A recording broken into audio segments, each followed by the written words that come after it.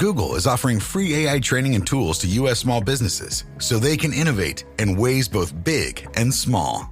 Built by Google experts, the Google AI Professional Certificate equips small businesses with practical AI skills.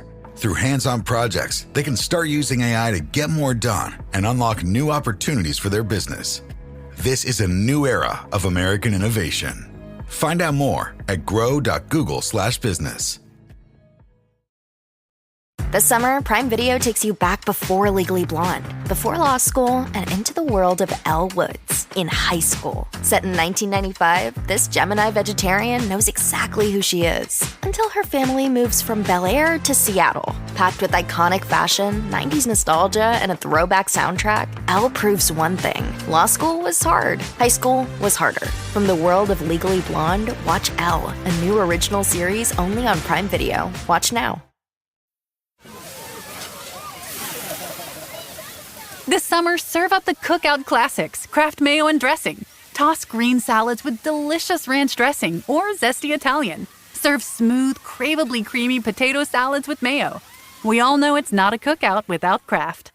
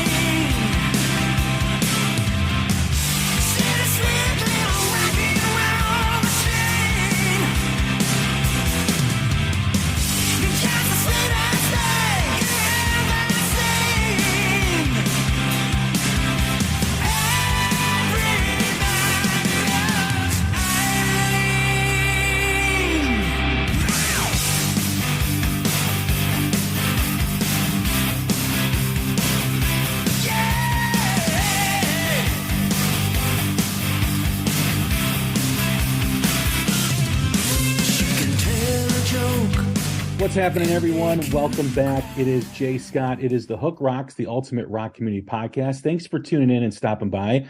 I always appreciate it. Don't forget, when you're done listening to the episode, to write us a review. Let us know what you think. We always appreciate the feedback. We are part of the Pantheon Podcast Network, a great network of music-related podcasts. There's something for everyone's music taste on Pantheon Podcasts. You can check them out at pantheonpodcast.com, as well as on all social media platforms, Instagram, Twitter, and Facebook at Pantheon Pods, as well as The Hook Rocks on Facebook, Instagram, and Twitter at The Hook Rocks. And don't forget to set your app to automatic download so you get the latest episodes right to your phone. We're approaching our 500th episode. We're approaching our 4-year anniversary. So there's excitement in the air. We've got some cool stuff planned as we get closer to those milestones. So stay tuned, and don't forget to keep checking us out. We've had some great episodes recently. We just had Scott Gorham from Thin Lizzy with our co-host Don Jameson. We talked about the recent release that he had a huge part in, The Boys Are Back in Town, live at the Sydney Opera House, which he was able to remaster, remix, and put it together with the Phil Lynott documentary, Songs for While I'm Away. So great interview, very forthcoming, very open. We appreciate that. We had some great new music spotlights. We just had a band from the Netherlands called De Wolf, great R&B, bluesy, soulful rock and roll band, as well as Bourbon House, a band from Wisconsin, another great blues rock band as well. We had Tyler Bryant from Tyler Bryant and the Shakedown. We did our quarterly album review where we ranked the top 10 albums of the first quarter of 2023. and some great guests recently too, like Richie Kotzen of the Winery Dogs and Rick Nielsen from Cheap Trick. So check out all those and more. And once again, always appreciate you listening. My next guest is someone that I've wanted to talk to for a while. Extremely talented, one of the most iconic voices from when I was younger, back in the 80s and early 90s. And it is a great pleasure to welcome Miljenko Matijevic from the band Steelheart. What's happening, man? Hello, how are you? Thanks for having me on your show. Great to have you here, man. Thanks for doing this. Looking forward to getting to know you over the next episode here. But we always ask the same first question every time we have a first-time guest. And that is, just like every great rock song has a hook that pulls you in, every rock fan has a moment, whether it's a song, an album, a band, or performance that hooked them on rock and roll. What was it for you? Oh, I would probably say Black Dog by Led Zeppelin. That's where I went. Everything went, I started off as doing country music, Johnny Cash and John Denver, and all of that style. Because when I came to this country, I didn't even, how would I say, I didn't know anything. I barely spoke English, and that's what my father liked. So he geared us to that, and we learned the songs and we did little concerts every Sunday. We got graded, but and then one day we started hanging out with these other musicians, and this played me Black Dog. And it was like, once he played that, I was like, okay, this is like some serious shit here. This is like, it just went boom. I'm going, this is me, so, and I redid Black Dog, by the way, did my version of it. So, Black Dog, Zeppelin. That song is such a unique song when you think of the structure of it, right? It's a defining blues rock song, but the way the drums are played with the guitar is very challenging. And it's one of the reasons why that song is really not covered a lot live. It's because it's a very difficult song to play, although it doesn't seem like it. And I guess that's what the greatness of that song is it seems so easy, but it really isn't. Well, not just the music, but also the vocal. It's not the easiest song to sing. Well, all the Zeppelin songs are not, everything's a challenge, And in reality, all music, that you do is that you got to fall into the soul to capture the energy of the essence of what the song is. How would I say, connect to their spirits, what came through them. So, yeah, man. But, this is what we do. So you jump in and you do it. Was that your gateway into Zeppelin? I mean, was there more that came after that? What was the next step in your journey? Right after that, we put a band together called Teaser, and we did a bunch of Zeppelin songs, and then we started writing originals. And I think at that point I was 12, maybe 13. And then we met this producer, and we connected with him, and he wanted us to go into the studio into New York. And it was what's the word? It was a little scary, being at that age, to right away be offered something like, let's see if we got something for real. And everything was great until, what do you call it? The drummer actually, sorry, I just lost you for a second. 1 second. So the drummer he got scared shitless and he quit. And it kind of fell apart. But hey, I kept going and just kept writing, and then joined a band called The Mission with Elliot Lewis, who was with the Average White Band, and now who's he playing with now? Somebody that's very famous. And I was 15, and we were jamming, performing live, writing songs. It was all his songs, actually.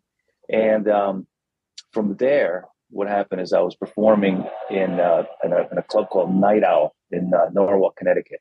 And that was like the place to play, And I was doing a show with The Mission and this other gentleman, down Stroh at Stroh Studios. He goes, "Hey, I think you guys are great. I think the band sounds great, but this is more, you're more of like a rock guy. And this is more of like it was more pop, a little more, it was just a different style."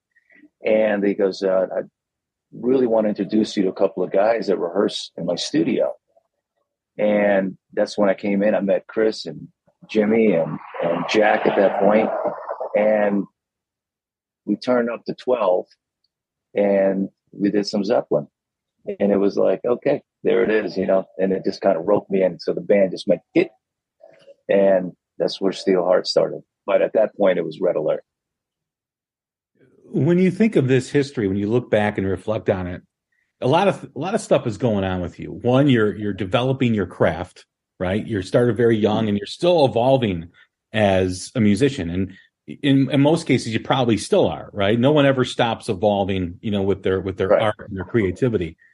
But at those formative years, when you're really getting into it and you're beginning, you're developing songwriting, you're developing your vocal approach. What came first for you? Was it the vocal approach? I mean, you mentioned Zeppelin, Robert Plant, obviously one of the most iconic voices, but I'm sure there were other people too that you kind of took from in terms of your approach and how you deliver a lyric. And then also writing and figuring out your writing style and how do you want to approach that? What was kind of the next step? Was it the vocal approach or was it the songwriting? I think it was all at once, it was all at once. The vocal was very important, the delivery, how, finding the pitch, the whole thing. And, honestly, I did pick a pretty high one, you know what I mean? So, but that it was a writing, because the song determines the level of energy or what you want to put into the vocal, or what is the expression, what does the lyric say? It all comes down to that. If you got a heavy, nasty track, you're pretty much going to be singing, hardcore, but if it's a soft track, you want to bring it down. So, the songs really determine the delivery, but, it was, I would say it was both. So, when you think of your songwriting, who were some of the people, or who are some of the writers? Maybe there was a song that you heard that kind of captured your attention in terms of what you want to write about or your writing style.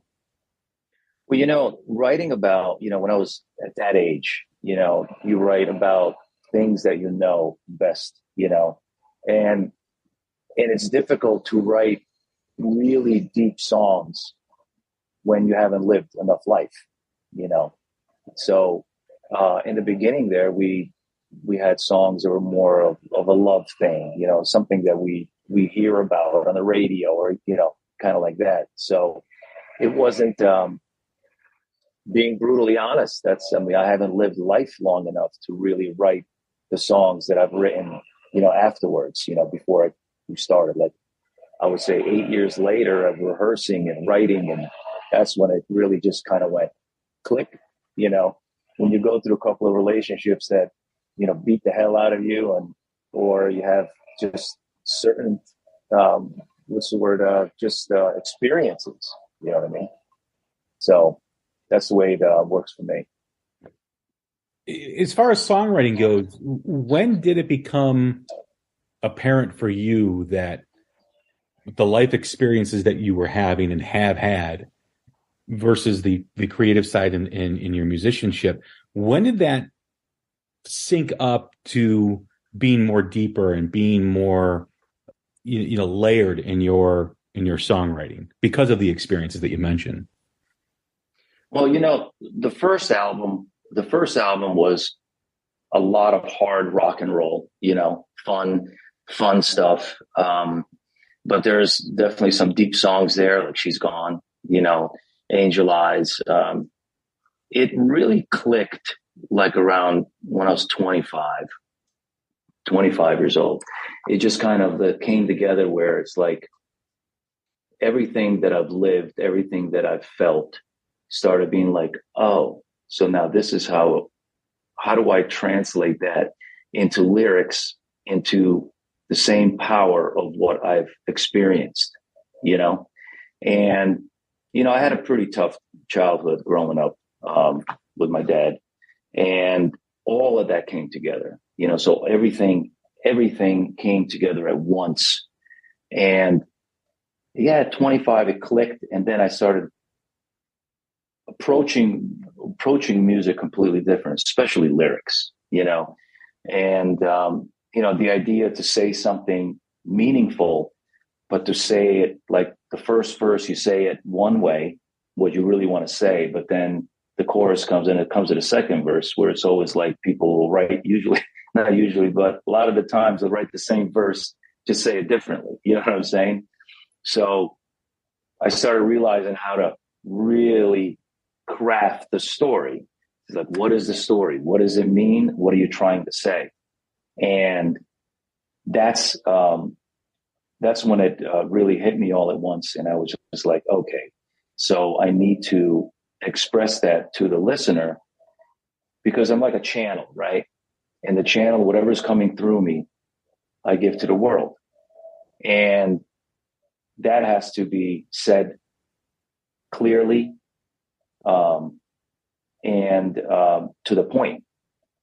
That's the way I see it. And that's what happened at 25 years old. It's really started coming together. And as I grew older, it got even better and better and better, of course, you know, and it just years and years of working and writing, rehearsing, always writing. I mean, my phone has, even now, it has 5 gigs of just ideas, you know, just like melodies and things. As soon as I start writing something, boom, the melody comes in. I sit by a piano. I can't sit by the piano without having my phone on, you know, to record it, because something comes out, you'll say, oh, I remember it. You'll never remember it. It just doesn't work. You know, you may have bits and pieces of it, but you won't have what came through that moment. So, yeah. I recently had Scott Stevens on the podcast. He's an acclaimed producer and songwriter in the modern rock era. He's written for Hailstorm and Dorothy and a lot of other artists in today's, like I said, modern rock genre. And we had an interesting discussion about melody and lyrics and what's most important. For you, what's most important? The melody? It's all important. Everything is important. You can have a great melody, and you can, interesting enough, it's all really important to me, okay? Because you can't really sing something honest, fully honest, unless it means something. And if the story don't mean anything, if the song is just like whatever, you can't express that emotion. At least I can't. That's not what I do. You know what I'm saying? But no matter what it is, even the pop songs, whatever it is, it all comes together. It's all like gelled together. The chorus has to mean something, whatever the verse is saying. It's extremely important. So the first thing that anybody hears is the top line melody. And that's the one that hooks you in. And you go, oh, I really like that melody. And you start singing, and you start getting to know the melody side of it. Then you want to know what the lyric says. And once you know what the lyric says, now it really locks you in and locks in the whole picture. So to me, it's all important. The music, the melodies, the lyrics, every part of it's important. The production side of it, everything's extremely important. Is it important for you to capture the mood of a song with the subject matter that you're writing? Absolutely. Absolutely. I mean, you don't want to write a song that's, I don't know, maybe a death situation, let's just say, hypothetically. You're not going to write something really happy, poppy. You know what I'm saying? The melody's not going to be really, usually it doesn't work that way. It doesn't say, there's no rules, first of all. Just let me get that straight. There are no rules, but it's usually that's the way it works for me. If it's a sad song, we're going to bring it down sad. If it's a happy song, we'll keep you up happy. you want to drive the car fast, we're going to make something really hard and nasty, What's the most difficult thing for you to write about? Nothing. I could write about anything. Like tapping into emotion that, may be difficult for you. You embrace it. It's not a challenge. No. Once I'm in it, the thing is, once I know what I'm writing about, what the story is, I'm in.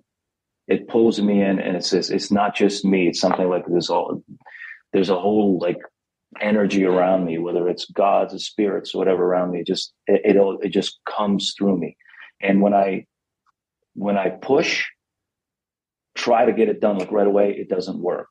It has its time. But what I will say is that you have to be in it. You have to stay in it. You can't just, go, oh, today I'm going to work a little bit on this music and then I'm going to go do 40 other things after that. For me, it doesn't work. For me, it's like once I'm in it, then you stay in it. You got to stay calm, stay focused, stay with that space, that energy, the lyric, the story. And then it comes from all different angles. And then I would have deadlines. Hey, this has to be finished by Wednesday. It's Sunday. I got nothing really going, lyrically. And instead of panicking, I don't panic. What I do is that I believe it'll come when it's supposed to come. And it always comes when I'm at most at peace, at calmness. And I leave space for the energy to come. And believe it or not, sometimes I'll come home from the studio. I'll put my phone up, my lyric book, and it'll just like, boom, it'll just come out. And I think that's truly important to give it space and that energy and the respect, should I say. I've always felt that Steelheart never got their due in terms of the benefit of being around earlier in the scene in the 80s. It felt like you guys reached the heights with Angel Eyes, which was, an iconic song. And everybody I knew, myself, we all loved that song and knew that song. We loved the band. But music was starting to change at that time, too. And it wasn't long after that it completely flipped in terms of what the bands were doing, what the songs were about. The whole scene changed. And I always felt that, like, if Steelheart came out like 4 years earlier, they would have probably had a longer period of success because the songs were top notch, the performances were top notch. You guys were a phenomenal band. Do you ever feel like we didn't get our 15 minutes of fame? Well, no, but do you ever feel like, in one ways, you had the joy and obviously the success of what you had, and a lot of people don't even achieve that. But I remember a quote from Butch Walker, who was in South Gang at the time, who's now a producer, who said, "We came in at the tail end, and he felt that the bands at the tail end of that scene had the benefit of being able to do other things, because if they would have came in 10 years earlier, that would have stuck with that. It would have been much harder for them to reinvent themselves." Did you feel that way too, or what was that experience like? No, absolutely. That's definitely well said. There is validity to that. However, you're absolutely correct. If the band Steelheart was there a little earlier, and by the way, we were ready. We were ready. We were ready way before that, and we're just sitting around and trying to find the right A&R guy, and we meet guys and be like, "Oh, well, you're just not quite ready." And all this. It's like, really? I mean, it was done. It was like, we were just finished rehearsing. We don't want to do this anymore. Rehearsing. Let's get going, And life gives you, challenges and opportunities when they come. You can't push it. And when we came out, it did give us the opportunity to be able to change. However, music, I don't believe, has any rules. And even if we came out earlier and we were a much bigger success, okay, I still feel the way I've shifted the music and it still be okay, because it's it needs to be honest. If the music is honest and you don't steer away too far out of the direction, to your fans, it's like, okay, he just lost it. You know what I mean? He just went somewhere cuckoo and I can't understand what he's doing anymore. Then I understand that. But to be able to still, like the newer stuff I'm doing now, I still feel I have the energy of the past, but it's still relevant today. That's what I think is important. And how can you move on, if you feel that you can only write that style and that's where you're locked into forever? Well, shit, that's like jail, isn't it?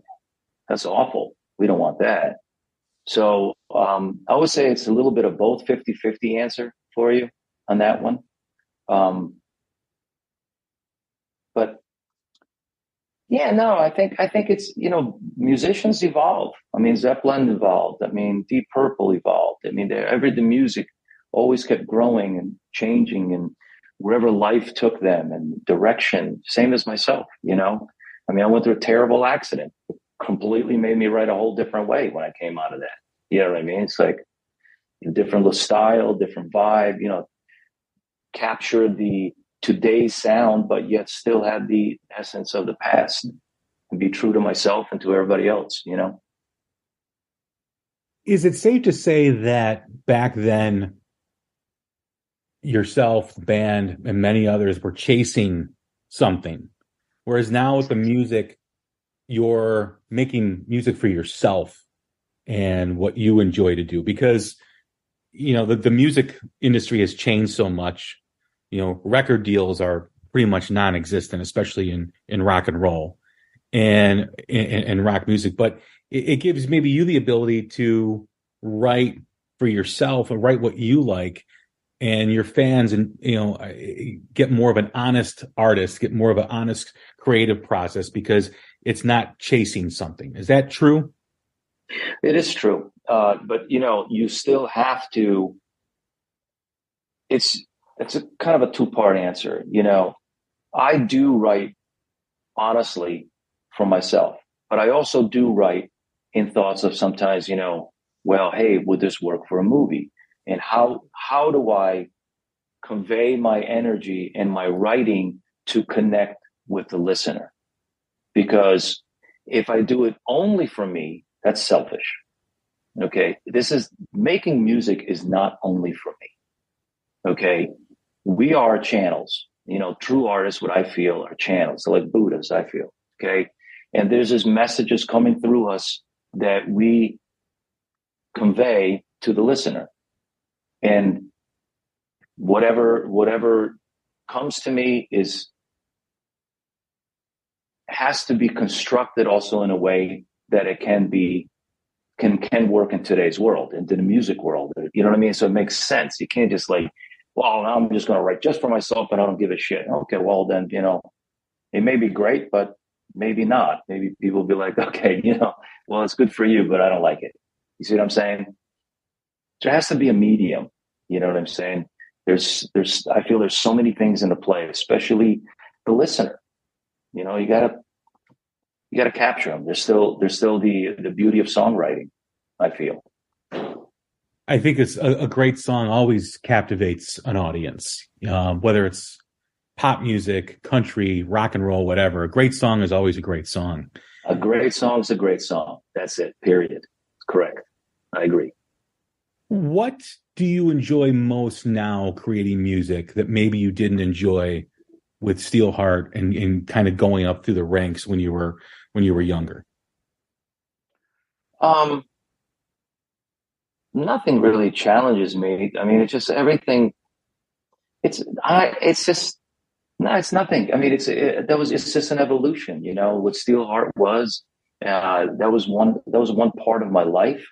That was amazing. And I still get to do it today. I get to write, in different energies. I mean, I got orchestras going, I got, pianos and just, it's just a different space. You know what I mean? Before, which you did say earlier, I think what you were trying to say is that there were some more rules before in writing. You know what I mean? These are the formulas that work with the people at like the 80s. This is what the formula really worked. And this is kind of what you got to stay into if you're doing this genre of music. It does make sense? Yeah. You know, where now it's like you find your own space in that groove. You got to find your own space, or it finds you, you know. And I just been writing openly, honestly. And when I finish a song, I know if it's like, so when it's done, I know when it's done. And when I'm writing it, I know it's worth writing, you know. So, and there's so many ideas that I haven't finished, which is fine. You know, it can happen a year from now, 2 years from now, 10 years, doesn't matter. But yeah, that's the way I see it. It's almost like now, especially with rock music, there's more of a freedom with creativity. You know, there's always been the quotes that rock and roll is dead. And I understand to a point what people mean when they say that. However, when you look at the landscape of people still making music like yourself and a lot of new great rock bands that are up and coming, I also feel that the freedom for people to create and do what they want is more exciting than it was in years past. You know, like you said, there's no rules now. You can do whatever you want. You can be an independent artist. You can do stuff DIY. I mean, I just had Tyler Bryan on, you know, who's been part of the emerging rock scene for the last decade, and his last album was the first one they did independent. And just to have that freedom to put out music whenever you want to. You don't have to wait for a label to tell you when the cycle is, or when the cycle starts, so to speak, with marketing and all that stuff that goes into it. It seems like rock and roll is still is now in the hands of the musicians and the fans, whereas it was back then in the hands of the record labels and in the hands of the people making decisions. I agree. However, you know, back in the day when you got signed to a label, the beauty of that is that you're going to be heard. Okay. You're going to be heard unless they shelve you. Okay. Which has happened to other bands, but you will be heard and you will get a shot. You'll get a shot in the game. You know what I mean? And that's the beauty of that era. Today, even as an independent, you need a big team. You need a team to help you get through the mass waters of music that is uploaded every day to Spotify. You got 120,000 songs a day uploaded to Spotify. And I can honestly tell you, I have a beautiful team, a really big team, and we work our asses off. And I have never worked harder in my life. Okay. We have a very organized team. And there are cycles today, you know, and I don't know how many artists understand this. And the cycles today is that we're fighting the AI world. Okay. And the AI world is very calculated, and you have to calculate with it. So it's like a 7 to 10 week cycle. So nowadays, so it's even a little harder if you think about it. So you put out a single. If you put out a record, by the way, the record's dead. In a few weeks, it's done. Might as well just shelve it. It doesn't work. So you've got to put out singles to keep feeding the machine, to keep the algorithms going. And you do one, you do two, you do three. We are now on our 5th single. And honestly, it is just starting to kick in. We're starting to see where people are recognizing it. More Spotify listeners. It's growing. It's like, holy shit, it's actually doing something. But it is an insane amount of work and money. You know, this is what it takes today. It's crazy what it takes today to really be heard, because anyone can make a song in their bedroom. Anyone can, and it could be great, but it's just another person in the stream. How would I say, in the stream of music? And there's so much. How do you break through that water, or, find your way to the listener? Because it's so many things thrown at all the people listening every second. Oh, listen to this. What about this? What about this? What about this? It's just like, how does the listener even compete? Or you understand? So back in the day, it was like you get signed, they do the promotion, they do a bunch of ads and magazines, and you do a video, and then you get it on MTV, and voila, you're there. At least you get the chance to say, and people go. Get business done with the new American Express Graphite Business Cash Unlimited card. With unlimited 2% cash back on all eligible purchases, unlimited 5% cash back on flights and prepaid hotels booked through American Express Travel Online, and a flexible spending capacity that can grow with your business, you'll have the confidence to keep building. Apply today and earn a welcome offer of $1,500 cash back after you spend $50,000 in qualifying purchases on your new card within the first 6 months of card membership. Terms apply. Learn more at go.amex/graphite. This episode is brought to you by State Farm. Listening to this podcast instead of doom scrolling? Smart move. Another smart move? Getting help from one of State Farm's 19,000 local agents when you choose to bundle home and auto.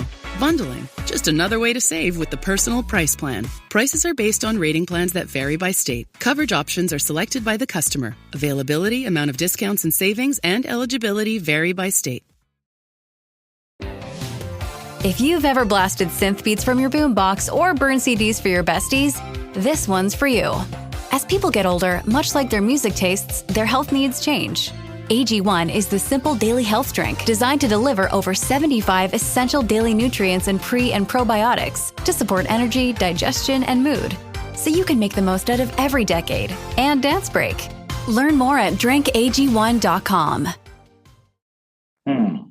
Nah, we don't like these guys, and you're done. Or it's like, yeah, I like these guys. Let me hear another record, you know what I'm saying? So that's what I see out of today's world. And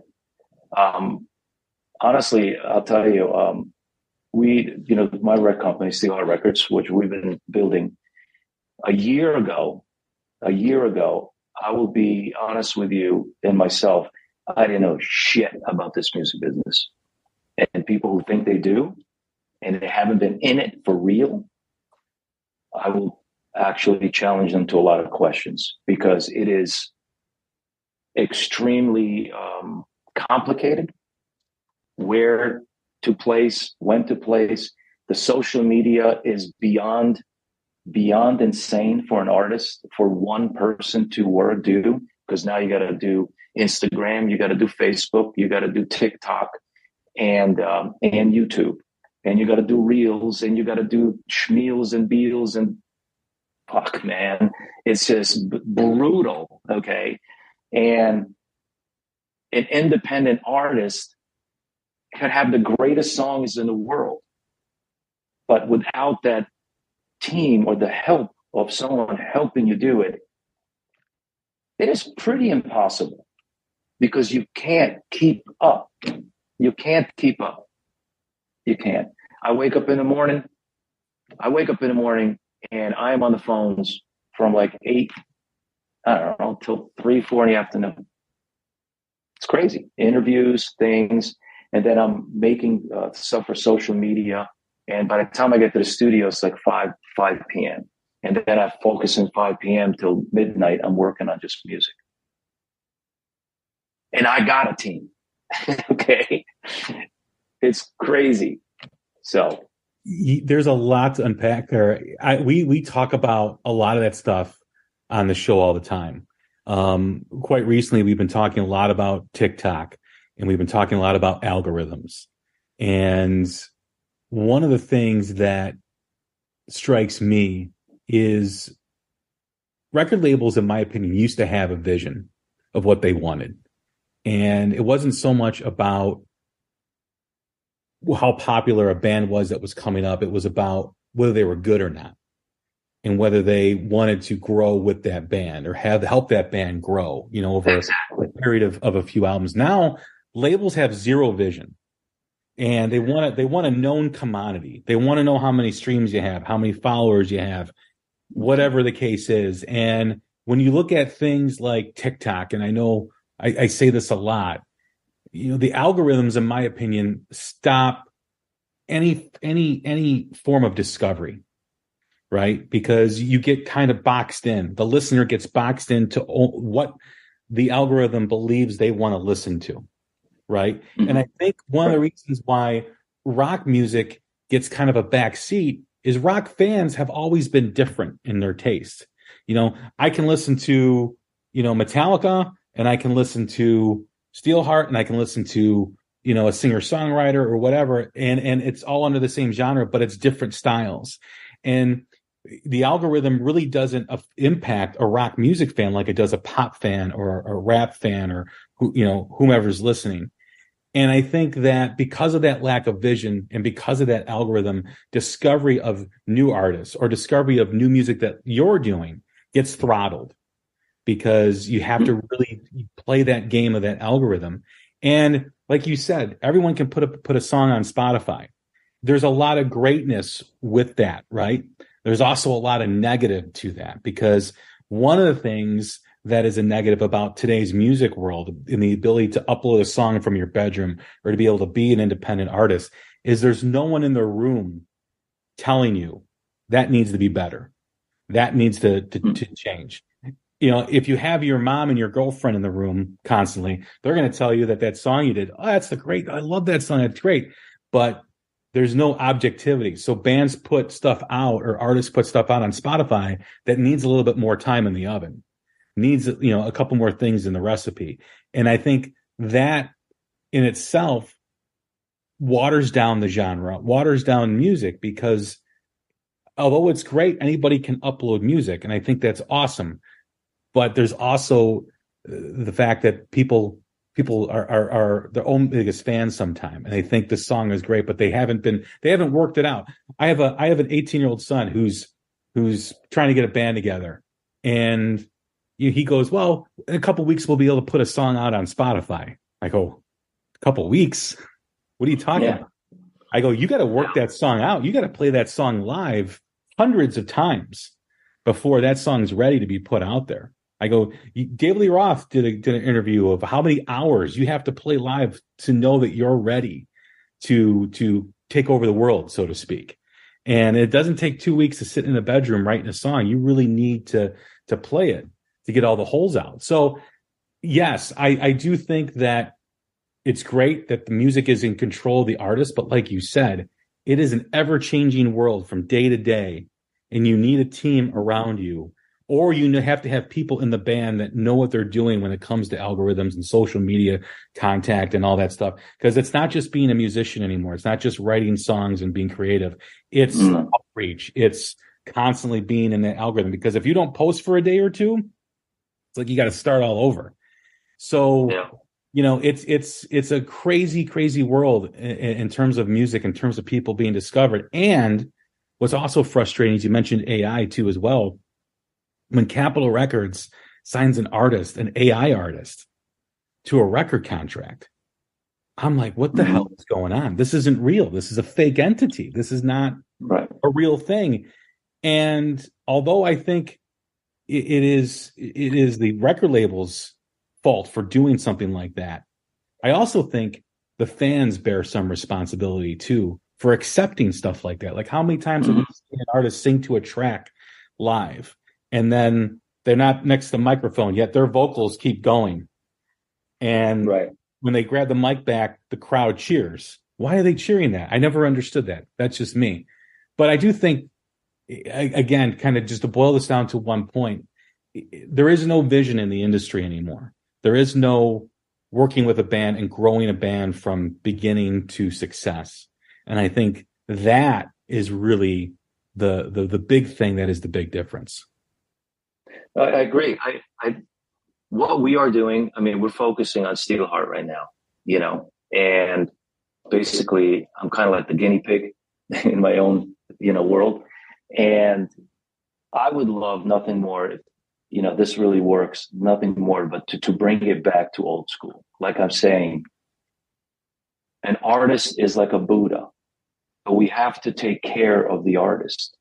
because the artist cannot be a marketing expert, cannot be a social media expert, cannot be all these things, because then the spirits or the gods are not coming through. They're not speaking. There's too much cloud. Remember I told you when I started writing, I got to set everything apart. I got to be alone. I got to no phones and just be for a minute so that I can hear myself, and that is a problem today. And, I feel like there needs to be some sort of something put in place.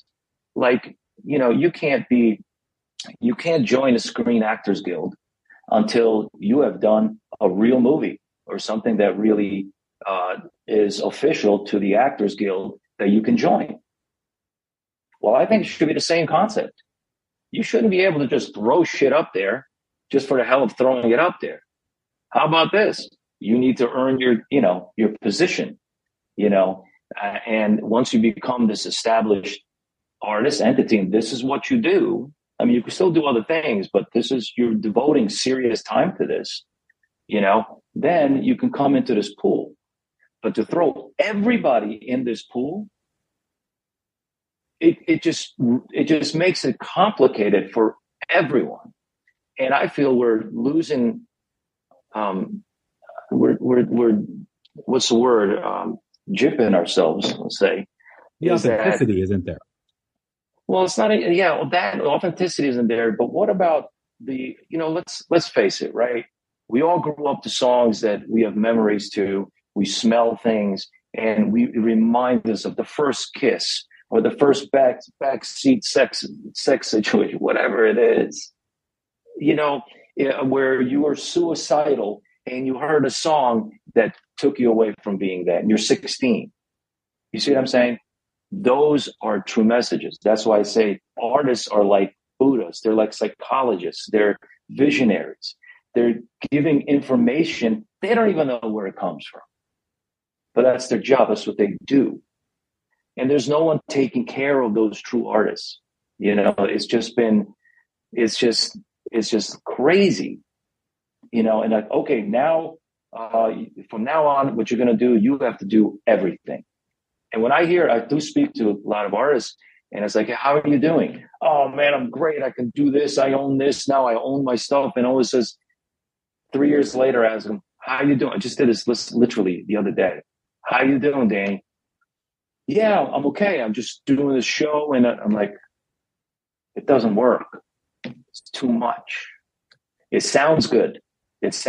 Yeah, now I own everything. I can do everything. You can't do everything. It doesn't work. And that's where, I feel we're losing that, the information that we could be getting, from artists, that authenticity. It's that, sitting down, putting on even an LP, and you sit there and listen to a record in its entirety. And it's a vision from A to B. You know what I mean? All to A to Z, I'm saying. It's like, it's a thought out movie, so to speak, and those 10 songs that you listen. And yeah, it's gone. Like these guys, they want to put out a song into your son in 2 weeks. Great. So what are you going to do after that? So you got one song. Great. You throw it up on Spotify. Even if it gets a million spins, now what? Where you go now? Shit. We got to write another song. Oh, it's not going to be 2 weeks. You know what I mean? So it's just like an artist, right? An artist has their first album. They have their whole life to write the first album, right? You could have a million songs. You go to write the second one. All of a sudden, everything you've written that you think you're going to write in a second album, you write all new songs. It takes time, right? So anyway. Yeah. I also think too, in my opinion, it all started with like the shows like American Idol, The Voice, this idea that you can show up at a hotel and do an audition and then you're on TV is such a fantasy that it's not actual reality for so many people. And I think it creates this idea that that's all you need to do. All you need to do is go to an audition, kill it, and then now you're on TV. And it's just so ass backwards. It's selfish. Yeah. Selfish. I feel it's selfish. You know, the social, they really have the power. You know, the YouTube, the Spotify. It's so much power. It's so much power. How to drive the person? How do you know what they want to be? You know, and who they are. I'm going to be a singer today, and I'm going to be a social media star. Okay, and you are that star for 6 months.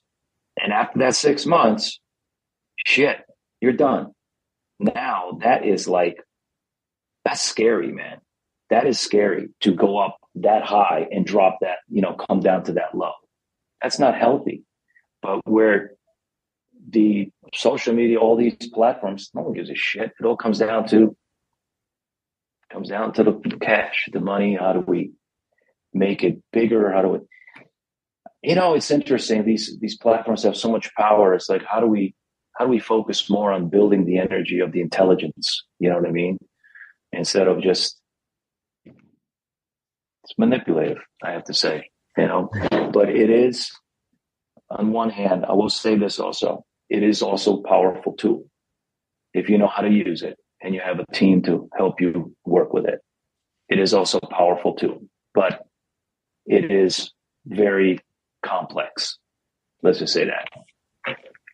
So what do you got going on now? What's the music that you're working on now? So we just finished the Steelheart 30th anniversary album. And I've taken several of the songs, completely reworked them. We just did Everybody Loves Eileen, which is out right now. And that is basically close to the original, but it's more aggressive. It's harder. It's just a different edge. It's more sound of today.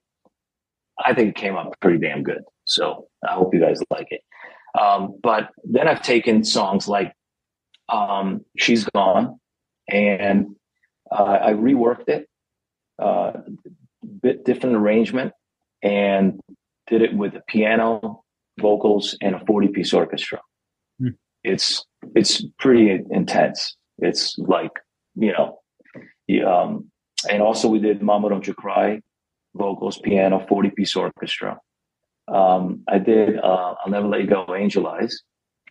We did that one as an acoustic duet. And what I didn't want to do is re-record everything exactly the way it was, because if that's the case, then there already is the original, unless I'm doing it for, you know, other reasons. But I feel like if I'm going to do one of my old songs, I need to capture another level of energy of today, you know, and that to me is the way it should be, instead of just re-recording, you know, the old versions. I mean, that's easy. And I really like the way the songs came together. All these re-records I've done, they're special. They're their own energy. And I feel I still captured the essence of the true essence of what the song was, and rewritten it still is, and it still made it my own today, if that makes sense. You know, and I'm really excited for the world to hear some of these tracks. I mean, the whole album is well chosen from the fans. They helped us choose the songs and where it was most famous in different parts of the world. And that should be out. We have the LPs end of May, and we're looking to we're going to release the vinyl, the digital full album, and Angel Eyes video, probably sometimes, I would say, end of June, beginning of July.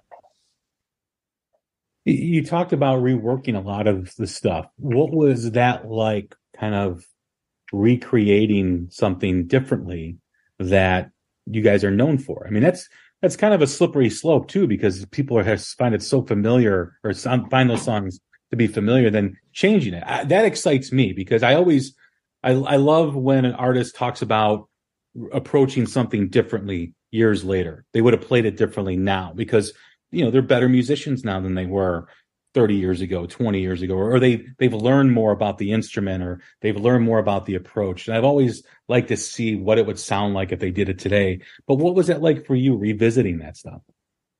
It was really nice because, let's say, like Angel Eyes, right? You know, the original was a beautiful love song. You know, what it came out today, what came to be is a love for one. So when you hear it, it's not just, you know, a love song with another person. It's a love song for a mother and her son, or a mother and her daughter, or someone dying, or someone, you know, two old people, okay, someone getting married, sending off their child to war or to the army. You see what I'm saying? It's the love for one. I'll never let you go. You know, where the original was, it was a love song. That's what it was. And this is much broader, much more. It's deeper. I mean, that's the way I see it. And it's like a hymn, you know. And that was where it took me. You know, that's where the song brought me today. The same with She's Gone. When I did She's Gone, it was just like, I just sat by the piano and I reworked this. Even the piano's twisted, but it's still the same. You can still hear the same song, you know? And it just became, I think the only word I can say is deeper. It's deeper. It's definitely deeper. The originals are fantastic. I love them, you know? And, but without a doubt, there's no way I was just going to just re-record something just to record the, you know, it is what it is, you know.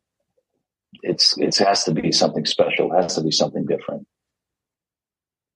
A lot of people talk about the mark of a great song is being able to stand the test of time. And that is true. But I always believe a great song evolves with the person, right? I mean, we keep evolving as individuals. And if a song can stay with us through those evolutions and have different meanings through different periods of our life, like you just mentioned, that truly is a great song, that it can have multiple meanings as you go through. Exactly. It's just, that to me is a mark of a great song. Yeah. And anyone can do it. Anyone can do it, their version of it, and still has that greatness to it. You know, I had one of my most beautiful compliment when I played it for some of my friends, and we're sitting there and we're listening, and I'm just, you know, curious to see what people would say. And Dawn, my friend Dawn, she comes back, she goes, wow, I never would imagine that song could have been done any better. What a compliment. She says, I feel this song sounds better now than the original. It's like, okay, well, I'll take that. You know what I mean? But yeah, so it, you know, again, it comes down to honesty. It comes down to when it's done. It's done with the right energy. It's about energy and honesty, you know. And if you capture that, then, you know, doesn't mean that everyone's going to like it, you know. But I'm sure that everybody will go, well, I don't really like it. I like the original better, but this is still good. This is still really good. You see what I'm saying? Yeah. Then you know you've captured it. Is there plans to take this out on the road, this anniversary edition? Yes, absolutely. I mean, we're doing a lot of shows coming up now. There's a lot of shows booked that are not even on the site yet. It is all a part of it. It's all a part of the big plan. We did so far. We did four releases, 5 videos. You know, we've been doing a video with every release. Which again, see, this is what I mean. It's a lot of work. You know what I mean? And the videos that we do are not just whatever videos. You know, they're focused. You know. Absolutely. I mean, wherever it takes us, you know, I can only do the best I can do.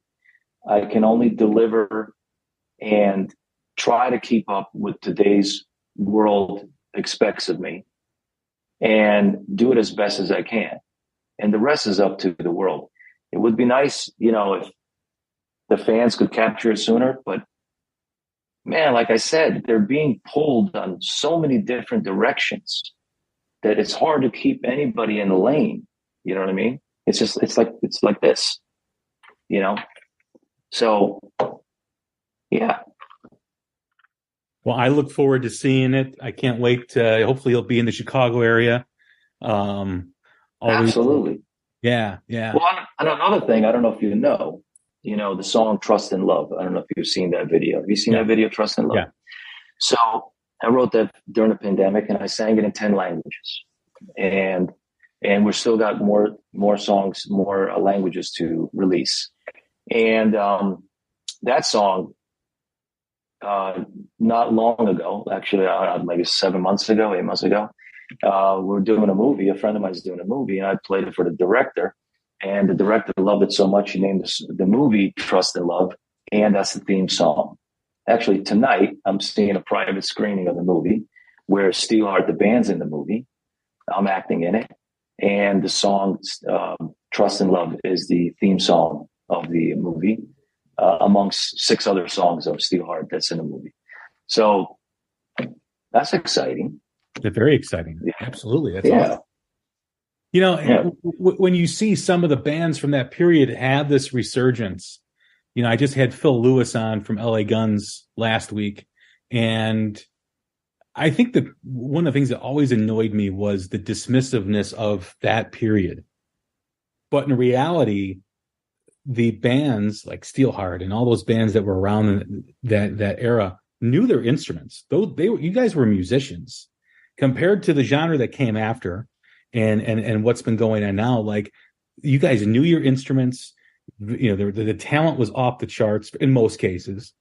And I still think that is the last period of the great musicians. Anything that's come after that, it's been good, but man, so the guitar players, the vocal arrangements, the singing, the production, it was a full package. And I kind of miss that era. I want that era back because that was exciting. Exactly. You just hit a nail on the head. That's what if I ever could build this company, that's what I want to do. I want to bring that back. When it's like, when you're doing an artist, no, we're not going to just go do one song. We'll do a song. But you know what? You're not going to just do it down the street. You're not going to do it in your bedroom. We're going to do it. Like when we used to go make records, we'd go to England. I'd go to Wales and make a record, or we were in Connecticut. We came to Los Angeles to make a record. You leave the space, you leave everything behind. And the beauty of those days, right? When you're making a record, all the elements came together. The music, the money, the team, the label, there's so much that came together. It's like magic, and you go and you make a full album. And it's like I said earlier, it's a voyage. It's a journey. You're listening to a journey. You could sit down and listen to a record and it's a journey, not just a bunch of songs thrown together. So that era was magic, period. Okay. The 60s, 70s, 80s, magic. 90s, there's some good stuff there. I'm not going to knock it. There's definitely some good stuff. But then after that, I just started, and back then there was no Melodyne and, the computer and all that. It's like, go in and we're going to push record, go. And it's not like, oh, well, let me pitch that and pitch this, but no, sing it and sing it. You know what I mean? Either you got it or you don't. That was the beauty of it. Today, I meet producers today that I'll never forget. I'm talking to this producer doing pop artists, and he goes, oh, no. I get in there and I tweak it. I tweak every breath. I'm like, Jesus. So where is the authenticity? Where is the human side of this? You know what I mean? You're absolutely correct. And then everybody's lip syncing, and it is what it is, though. It is today. And the one thing that I'm very clear on myself, and I like to share this with everyone else, is that what it was. It was beautiful. It was amazing. But what today is and either you conform and work with it, or you step aside. It's just what it is, you know? Very true words. Very true. Where can fans pre-order the anniversary edition? Steelheartstore.com, which we have a beautiful new store that we revamped, which we got so many great things. We got some great shirts. We got some jewelry, like, you know, these kind of things. We got some new jewelry coming out. We have leather jackets, everything done to its top. Okay. The album, I've done something fun, like old school promotion. Only 500 LPs that are numbered and signed, available. And you can, and in one of those albums is going to be a Willy Wonka ticket. You know, like a Willy Wonka, the gold one. And the gold one, you get a prototype, not a made one, but a prototype Ovation guitar. They won't make everyone another one again. Okay. Prototype Ovation guitars, shirts, backstage passes, all kinds of stuff. So, and then there's a silver ticket as well. So little fun stuff. So you can get it at Steelheart Store. If you go to steelheart.com, there's a lot, you can get it all from there. There's also Steelheart TV now. We have all the old footage, all the interviews, and we're uploading stuff all the time. So it's fun. It's Steelheart, how would I say, universe, so to speak, is growing. And hey, I'm not stopping. I feel like just begun. So having fun, and I hope you guys enjoy all the music and what we create. Well, Miljenko, it's been a great conversation, man. Thank you very much for doing this. Oh, thank you for having me, buddy.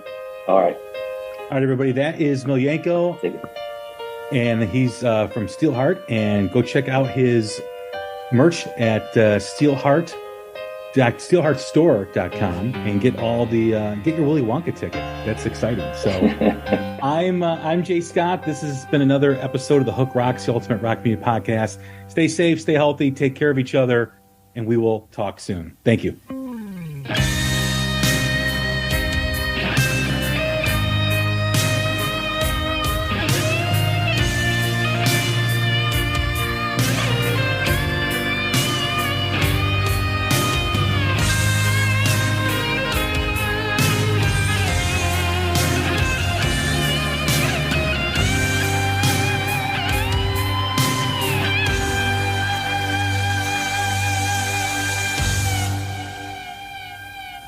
She's gone out of my life. I was wrong. I'm to blame. I was so untrue. I could live without love.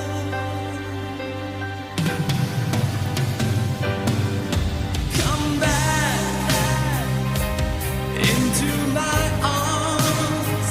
I'm so alone. I'm begging you. I'm down on my knees. Forgive me, girl.